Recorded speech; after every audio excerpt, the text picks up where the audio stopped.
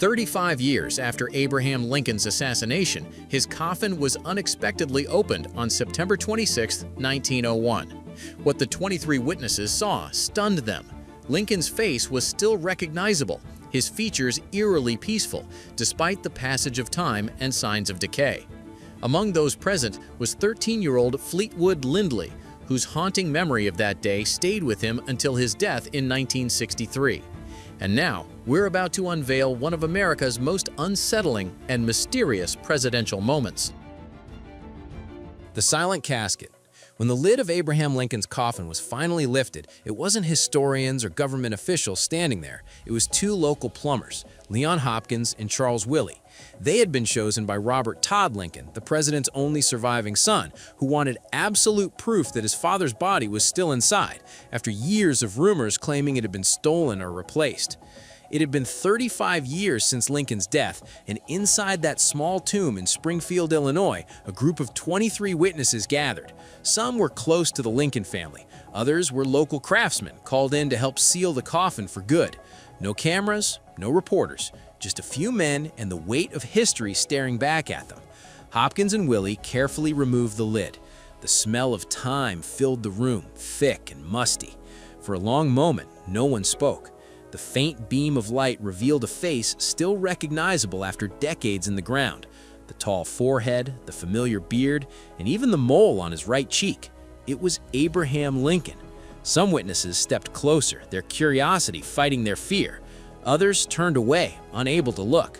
One man fainted. What they saw wasn't a skeleton or a ghost from the past. It was a face preserved by the dryness of the tomb. Eerily lifelike, as if the president had simply fallen asleep and never woken up. That moment finally proved what people had wondered for years. Abraham Lincoln's body was never moved or stolen, but it also left a strange feeling behind. He was limited and constrained by his times in ways that are disappointing. And then I can also say, yeah, but look at what he did. The rumor began after Abraham Lincoln was laid to rest. Most people thought that chapter of history was finally closed. But in the years that followed, peace was the last thing his grave would know. In 1876, something almost unbelievable happened. A group of counterfeiters from Chicago decided to steal Lincoln's body. Their plan wasn't political or personal, it was pure desperation. Their top engraver, Benjamin Boyd, had been arrested by the Secret Service, and without him, their fake money operation was falling apart. So they came up with a plan so bold it sounded like fiction. Steal the president's body, demand $200,000 in ransom, and use his remains to bargain for Boyd's release. The men behind the plot were Jack Hughes and Terrence Mullen. They waited for the perfect distraction, election night, November 7, 1876, when the country would be too busy celebrating or worrying about the results to notice anything strange happening in Springfield, Illinois. That night, the thieves quietly broke into Lincoln's tomb. The air was cold, the cemetery dark. They worked fast, using metal saws and pry bars to break open the marble and lift the heavy coffin. They had already dragged it partway out when everything fell apart. What they didn't know was that Secret Service agent Patrick Dyer had been following them for weeks. He and his team were hiding nearby, waiting for the right moment. Just as the thieves began to move the coffin, the agents moved in. Shots were fired. The men ran and chaos erupted in a cemetery. The news spread across the country within days. Americans were horrified. The idea that someone had almost stolen the body of Abraham Lincoln, the man who saved the nation, felt unthinkable. The failed theft set off a wave of fear and suspicion. If grave robbers could get that close once, what if they had succeeded another time? To keep Lincoln safe, officials secretly buried his coffin deeper, even hiding it in different locations inside the tomb to confuse anyone who tried again. Only a few trusted workers knew where the real coffin rested. Still, the whispers didn't stop. Some people claimed the government was lying, that the body had already been replaced with sandbags or stones. Rumors like that only grew with time.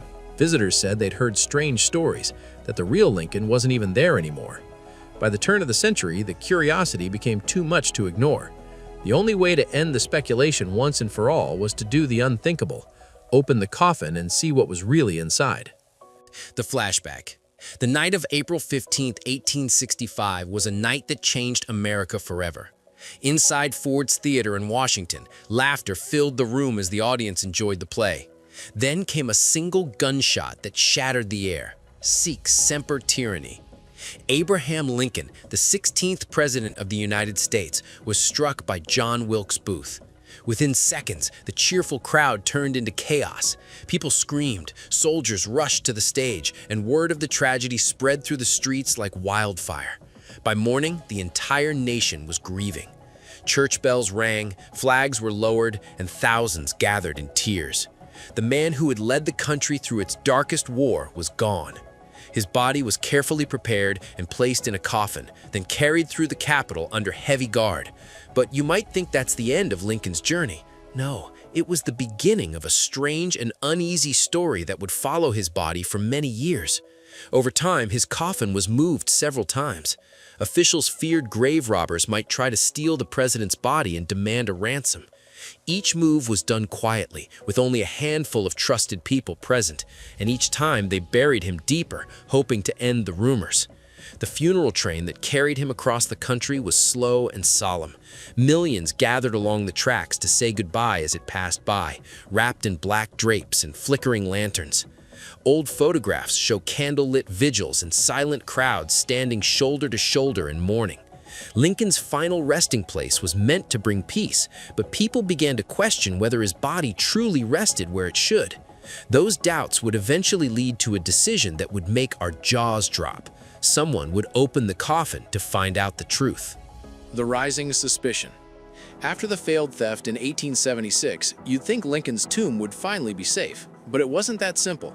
The attempted robbery had shaken everyone's trust. People began to whisper again. Was the real Abraham Lincoln even inside that coffin anymore? Or had something happened that the government wasn't telling them? Over time, those whispers turned into real concern. The tomb had been repaired and reinforced, but grave robbers were still a threat. Even worse, most of the men who knew the truth about where Lincoln's body was buried were getting older. If something happened to them, no one would know where the president actually rested. That fear led to the creation of a secret group known as the Lincoln Guard of Honor. Formed in Springfield, this small circle of trusted men took on one job: to protect Lincoln's remains at all costs. They weren't government officials or soldiers. They were ordinary citizens chosen for their loyalty and discretion. Once they accepted the task, they swore to keep every detail hidden, even from their families. Working under the cover of darkness, the Guard quietly moved Lincoln's coffin several times inside the tomb. Sometimes they disguised it under tools and debris.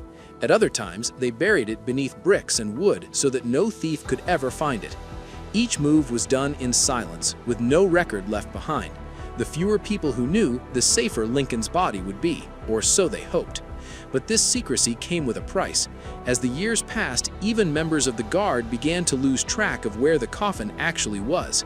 The men who did know started dying off one by one, taking their knowledge with them. By the time the new century arrived, only a handful of people could say for sure whether the president's remains were still in the tomb at all. Public curiosity only grew. Visitors came from all over the country to see the site, but many left wondering if they were paying respects to an empty grave. The tension reached a breaking point in 1901. The Guard of Honor, along with Robert Todd Lincoln, Abraham Lincoln's only surviving son, realized that the only way to end the rumors for good was to open the casket. After 25 years of secrecy and suspicion, the moment of truth had finally arrived. The decision to open the casket. By the fall of 1901, 35 years after Abraham Lincoln's assassination, his tomb in Springfield had begun to crumble. The stonework was weakening and major repairs were needed to keep it from collapsing. But for the men of the Lincoln Guard of Honor, this was a chance to finally uncover the truth behind decades of rumors. For years, these rumors had spread that Lincoln's body might not actually be in the coffin. Some said grave robbers had taken it long ago, while others believed the government had quietly moved it and replaced it with something else. After countless secret reburials and moves within the tomb, even the Guard themselves couldn't be completely sure anymore. So on September 26, 1901, after long discussions and with the permission of Robert Todd Lincoln, the president's only surviving son, a decision was made. The coffin would be opened. The goal was simple: end the doubt once and for all. A total of 23 witnesses were chosen to be there. They were a mix of workers, members of the Guard, and local citizens trusted to tell the truth about what they saw. Among them stood a 13-year-old boy named Fleetwood Linley, whose father was part of the Guard. None of them would ever forget what they were about to witness. When the day arrived, the group gathered quietly inside the tomb. The air was still, thick with anticipation. Tools clinked, chains shifted, and every movement echoed off the stone walls. Slowly, the workers began to open the coffin layer by layer. No one spoke. All eyes were locked on that single heavy lid that had been untouched for decades. Then, at last, the lid was lifted. What they saw inside would silence some of the wildest rumors in American history, while leaving others more unsettled than ever. The big truth. The moment finally came. The men inside the tomb stood still as the heavy lid began to shift. The scraping of metal and the faint groan of wood echoed off the stone walls. Then, as the coffin opened, a sharp, powerful smell hit the room. It was so strong that several men instinctively stepped back. The scent of age, decay, and history all mixed into one unforgettable wave. For a moment, no one moved. The air felt dense, as though the past itself had just exhaled. Then one of the lanterns tilted slightly, and its light fell across the open coffin. What they saw next left every man speechless. There he was, Abraham Lincoln. His face was still clearly recognizable even after all those years. The skin had darkened, but his features were unmistakable. The familiar beard, the shape of his nose, and even the lines of his face were still there. Bits of red fabric, remnants of the American flag that had once draped his body, rested gently on his chest. It looked as though time had tried to fade him, but couldn't. His body had been so well preserved that it stunned everyone in the room. Some men whispered quietly. Others just stared. They had opened the coffin expecting mystery or emptiness, maybe even confirmation of an old rumor, but instead they found the truth. Abraham Lincoln still lay right where he was meant to be. The viewing was brief. Each man present took a moment to see for himself before the coffin was sealed again. To make it official, they signed sworn statements confirming that the body was indeed Abraham Lincoln's. After that, the lid was closed for the last time, and heavy boards and cement were placed over the coffin to make sure it could never be disturbed again. That quiet moment inside the tomb ended one of the most persistent mysteries in American history. But for the men who witnessed it, the image of Lincoln resting peacefully in his coffin stayed with them for the rest of their lives. A memory both haunting and deeply humbling. The reburial. After the truth was revealed, the men inside the tomb knew exactly what had to happen next. They had seen enough to silence every rumor, and their final duty was clear: to make sure Abraham Lincoln would never be disturbed again. The decision was made to give the president a resting place so secure that no one could ever reach him. The coffin was carefully sealed and placed inside a solid steel cage built strong enough to withstand any attempt to break through.